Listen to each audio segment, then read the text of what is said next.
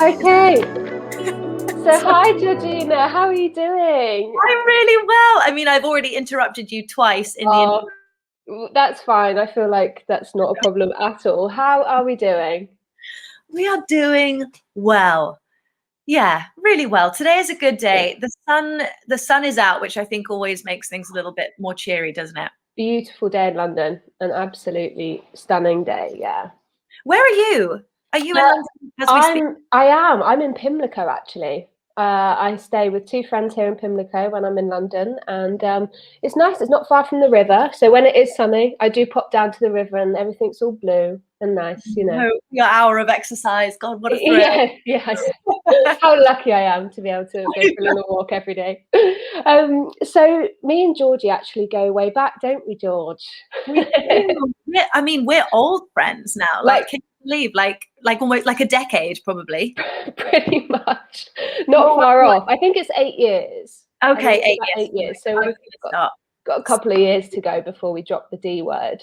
But that's yeah, mad. but so me and Georgie went to Central together. So Georgie, like, why did you choose to go to Central? Just what was the reason? Yeah, that's an interesting question because so I wasn't really thinking about going to drama school. I knew that I loved singing and I had always done that since I was little, but I don't think it had ever occurred to me that, oh, you can actually make a living doing this. So I was going through the motions at my school, which was quite pushy. It was quite academically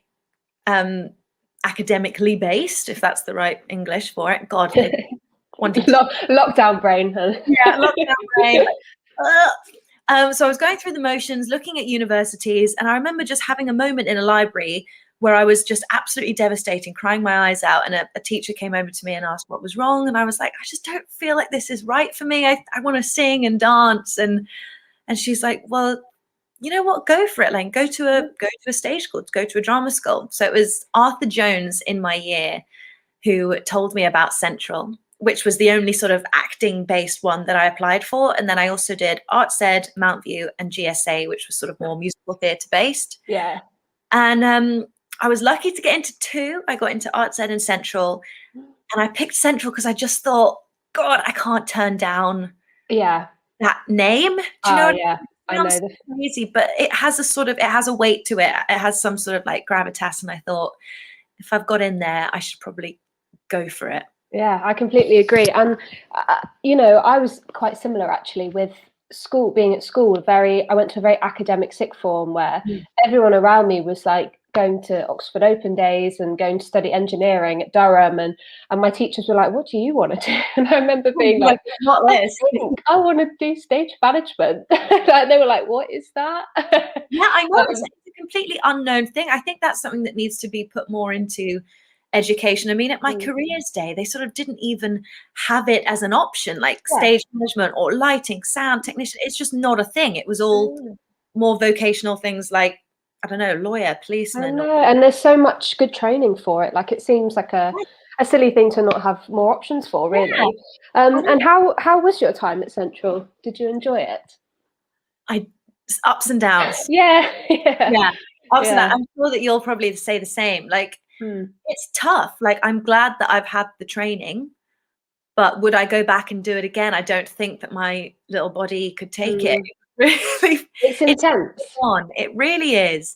They just absolutely break you down, like, to just you at your like little core. And then I don't. And then do they build you up again? I don't know. It's sort of up to you to sort of.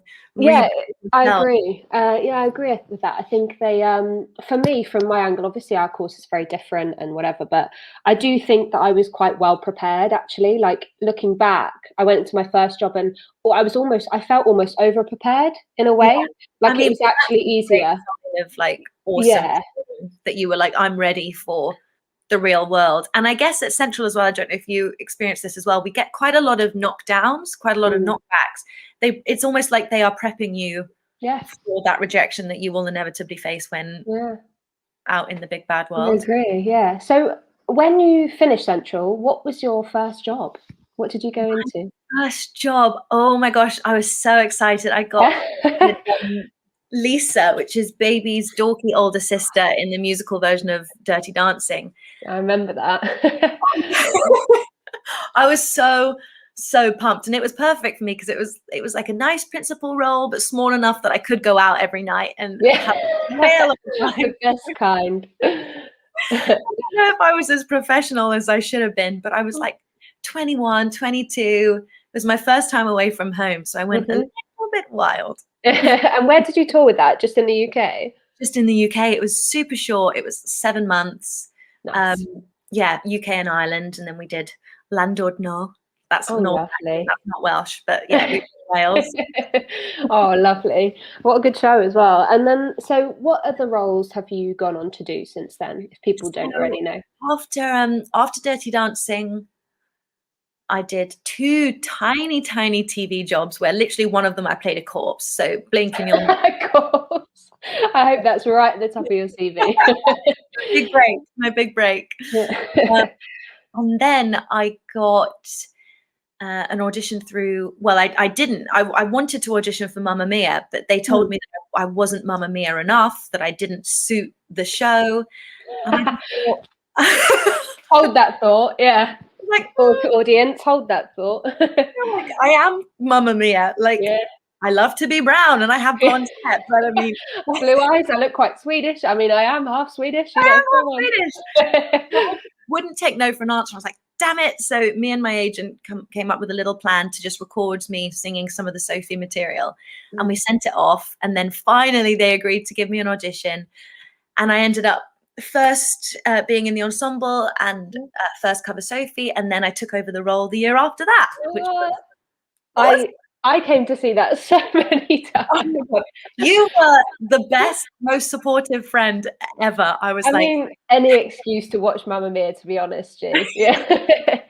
No, you were so good. You were so perfect in the role. Like, it was lovely. Yeah. I love seeing you out there. It's so fun because I don't think everyone in the audience knows that once the lights come up at the end, we see everybody. So like, spot my pals. That's lovely. Which was fab. And then after that, I played Dora Lee Rhodes, which is the Dolly Parton part in 9 to 5, the musical. Now, how was that? That did really well, didn't it? It did do really well.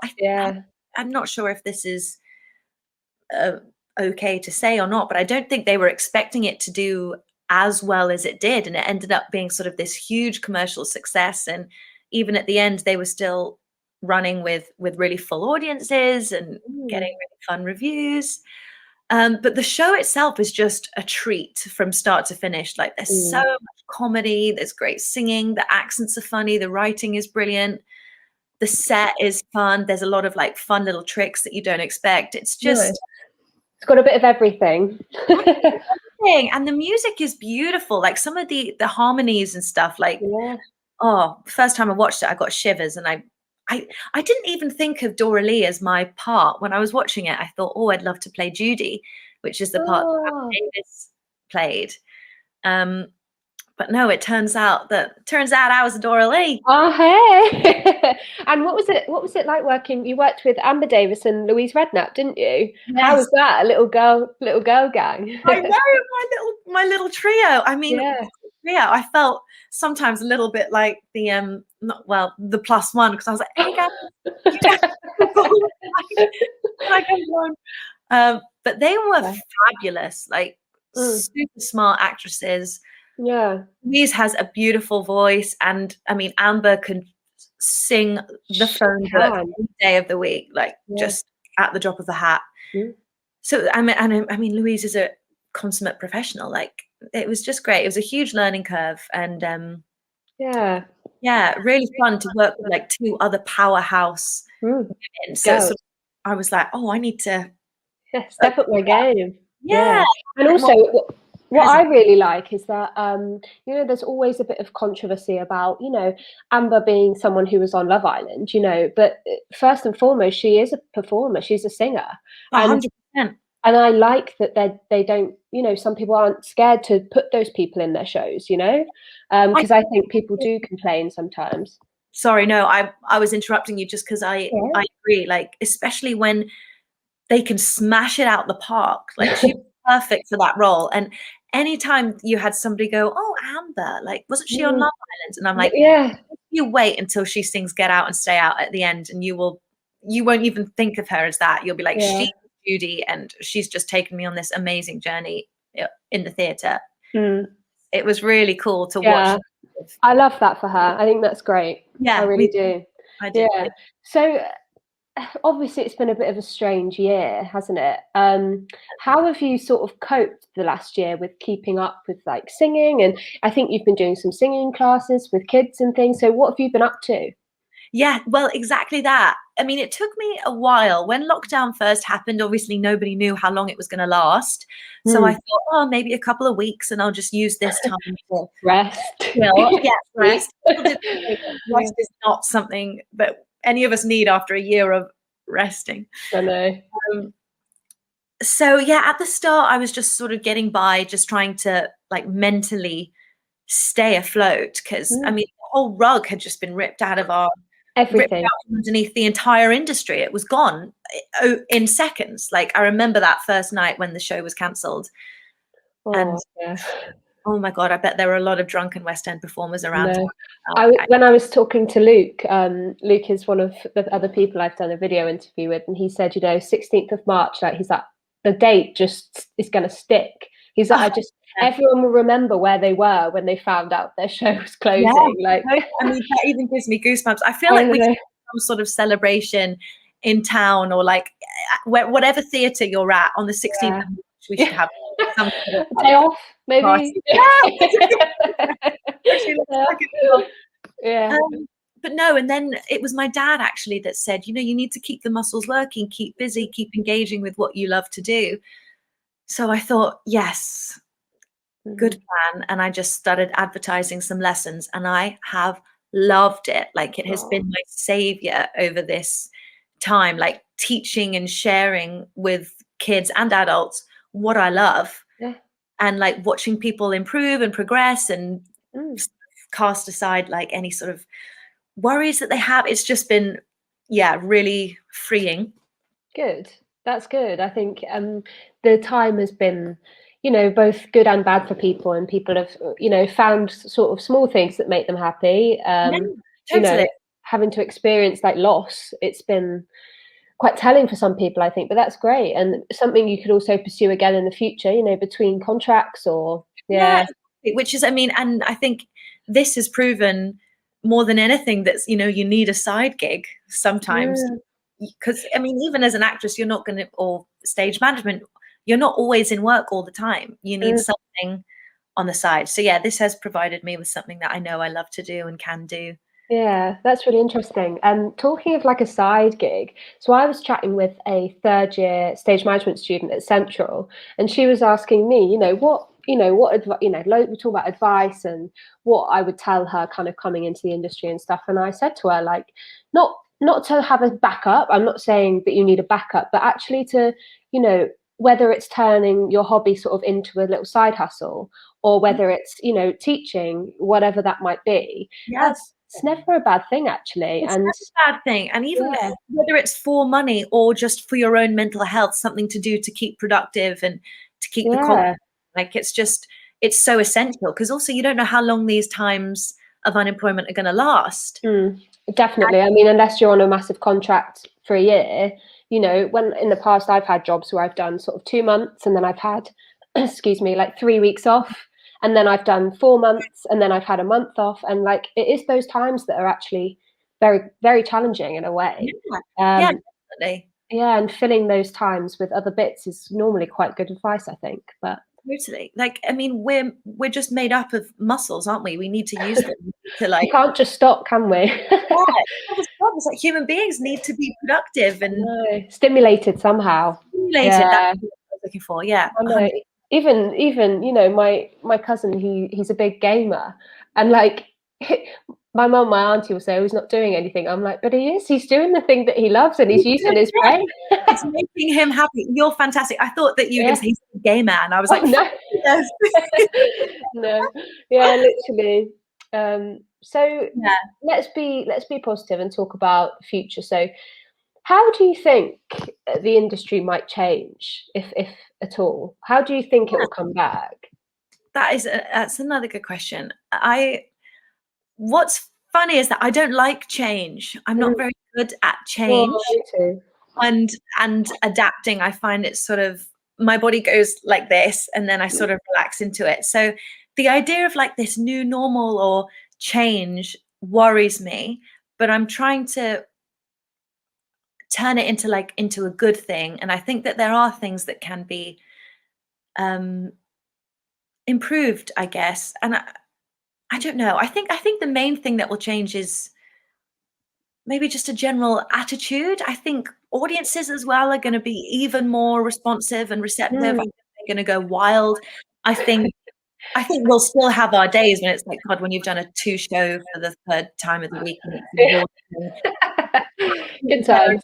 Yeah, but I think that we might be able to find a little bit more resolve than even we did before, and a Mm. little bit more oomph to go, we're doing a good thing, we're bringing joy, which Yeah, I think it's a really essential and valuable thing and viable thing to do.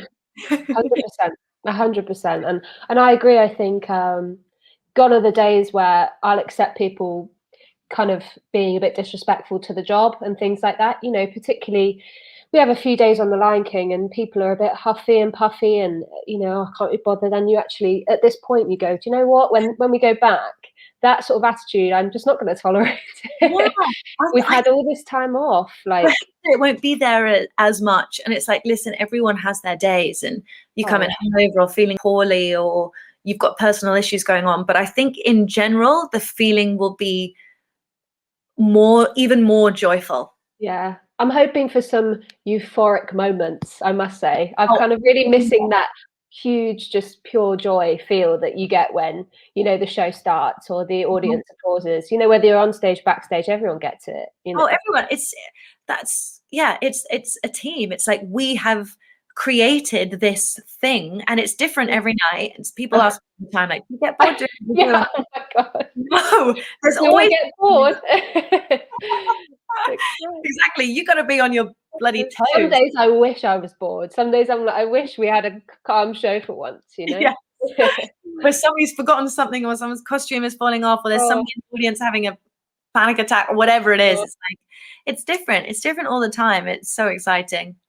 I know it is. And what sort of things, like looking ahead with your career, what sort of jobs are you, now you've had this time off, you've had a bit of time to reflect, what jobs do you want? What roles would you love to have? You know what? It's so funny because I think this time has made people either realize, oh, it's not the be all and end all for me. I don't really miss it that much. I'm not crazy about it. Um, I could do something else. And I think it's made other people go, whoa, I didn't realize quite how invested I was in this or how much I love it. And I think I've been one of those people. Like I've really ached for it. Yeah. Um, so I think what I want to do is just keep doing more of what I've been lucky Mm. enough to do. Like my dream was always to be a lead role in the West End. And that's just what I want. I just want more of them. More, yeah. I mean, Georgie, I've seen a very good Sandy from you at drama school, so Oh, God, my I'd love to see another one. I'm too old for Sandy now. I've been told No, twice I'm too old. God, gosh, you are getting to that age though, G. I am. I'm 28. Christ, we've been Oh friends God, 3 years. Like, there's no I'm not 16-year-old plants for you anymore then. no, Yeah. exactly. Unless Oh, wow. some and done, Yeah, you definitely don't need that. So let's say a graduate is watching Yeah. and they're thinking, wow, Georgie's had such a great career. I'm a strong female and she's had some of the roles I want. What's the advice? Whether that's auditions or kind of an attitude, what is that? Yeah, that's my advice. And I teach quite a lot of girls that have just come out of drama school. So I think at this point it's really hard. A lot of the advice I've given has just been around patience and waiting for Yeah.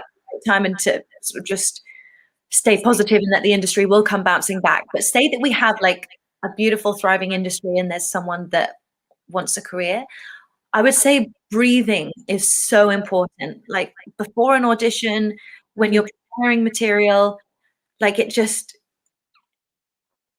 gives you a weight of like a sort of like a leading person rather than being up here and like, oh, I'm excited, I want to do this, I want to do that. It's like, just breathe, Ground yourself. ground Yeah. yourself, let it come. And I never understood what it meant. I failed my first acting exam in Central because they couldn't see oxygen flowing through my legs. And I was like, what the hell are you talking about? I can't physically breathe through my legs.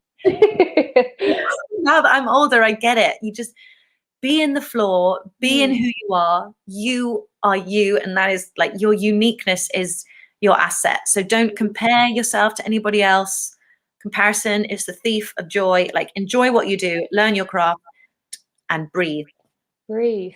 That's a good tip, actually. You know, I'll definitely try and get a on the website. I'll try and get a breathing sort of like article on there, or some, you know, steps that what to do when you're nervous, sort of thing. Totally. It helps with everything. Like, just tips on how to be in your own.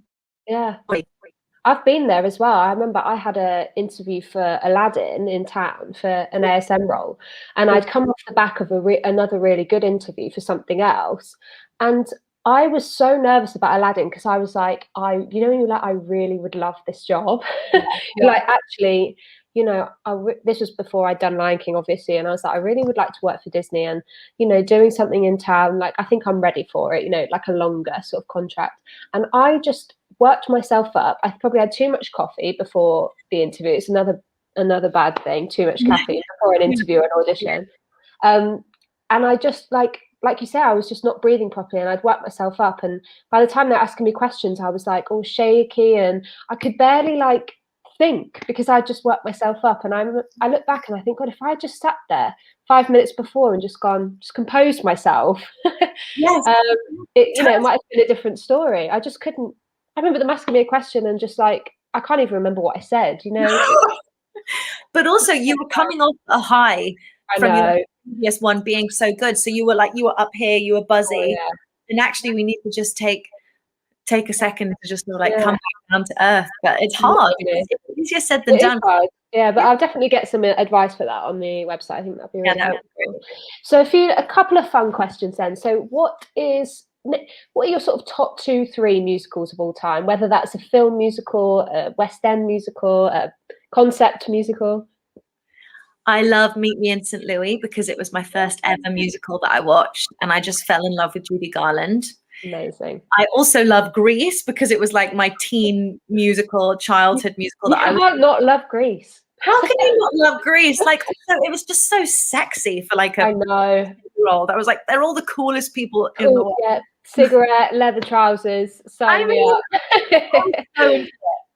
And then another one that is very close to my heart would be Ghost. I got taken on a first date that ended up being very important to me.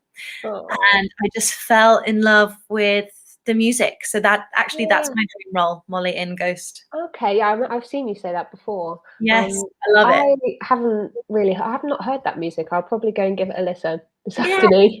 Beautiful. I like it a lot because of the ties that I have with it. Like, but I think that's what people do when you go to see a musical. Like, it's personal. We don't know what is going to resonate with each person, whether it's a relationship, a breakup, if it's about death or class wars, like blood brothers. Like, each one is going to resonate differently for each, which is why I think it's such a beautiful art form. Yeah, definitely. And so you mentioned Judy Garland. Do you have any other sort of like either living or passed away kind of idols? Anyone from the past? Anyone who's in the West End now? You know? Yes. Who do I like? I mean, obviously Barbara Streisand. That goes without saying. When I first heard Natalie McQueen's voice when she was doing Dora Lee in 9 to 5, I was like, oh my God, she's like, it was like butter. She just moved around the notes with such ease. I was like, God, she's fantastic. Who else do I love? So many people. It's a very, very long list. Yeah, I know. Yeah, could literally get out a sort of scroll there, I think. Yeah. I've seen Emily Tierney as well be hilarious in some things. I mean, Alice Fern, just an absolute powerhouse. I saw her in Wicked, and honestly, I remember I was just sat there like thanks the whole time. Like I died. Incredible. She's incredible. Yeah, she is. What a woman. We have so many cool women in this industry, don't we? We I hate do. to say it, but I feel like we just run this. We run this thing. Yeah. Like we've got this now. Like, yeah, Sorry, boys. Like, but there's a lot of very cool women in this industry. Yeah, there are. Yeah, cool women, and just it's a fun group of people. Like, it's an unusual group of people that choose this career. You've got to have some balls as well to sort of want to put everything else aside and arguably throw everything away for something that might not happen. Like, that takes some real guts. So I like the people in this industry. Yeah, no, I agree. Both, yeah, everyone in this industry has that. I think there's a nice nice trait you see in people, and it's why it's so special, and it's why we're all missing it all so much. I think I think not, so. we're not soulless people turning up to do their job and we just do it and we leave. Like, everybody on a team, you know, minus the odd moody one, puts everything every day. Yeah. You are your products. Like, you are not separate from what you sell. Like, it is your heart that you end up leaving. I think personally as well, that's why this whole year has been so difficult, is that I didn't really, obviously I know that how much I've put into my career and how, you know, how it does take over your life, so to speak, but I didn't realize the extent of how much it actually gave me. You back until it was gone. And I think that was a huge realization for me. Well, people lost their jobs. It's not just their jobs, but it's also their hobby and their passion. Yeah, and the support network. Like my team at work are like my support. Yeah. And also living off that adrenaline every night. And I've realized this is something that I was relying on, that big adrenaline boost and that sort of affirmation that, like, you're a good person, you've done a good job. When the audience clap or you get a laugh or the show goes up and it comes down and it's all been smooth, there's a huge high. And so without that, I felt a little bit insecure, actually. And I'm a bit placid at the moment. I find, just like, I'm not even on stage, but, you know, just the getting through a show is a nice achievement. And, you know, being a part of that team is great. And, you know, when you have to adapt to something, if something goes wrong and you sort of get it done, you feel, like you say, you feel high. And the last year has been pretty placid. Also, but that must be a huge rush when you're working out backstage or the show. Like, I mean it. Imagine the concentration. A show stop when you're calling is probably the most difficult thing to do. Maybe I don't miss that bit. You know, when Pride Rock just doesn't move and the wings are going funny and people are saying, I think we need to stop. And you're thinking, no. Please, no. It's all good fun, and it always resolves itself, because what amazing people we have to fix everything and make it all work again. 100% teamwork. All magic. Well, Georgie, it's been lovely chatting to you, Han. Thank you for having me, my friend. It's so nice. Like, I can't believe we met each other so long ago, and now we actually both have jobs, like, in this. Real life adults now. Real life adults. Yeah, it's very exciting. But let's hope to get you back again soon. And I hope everyone's enjoyed the video if you're watching. And take care, Georgie. Thank you, my friend. Lots of love. Bye.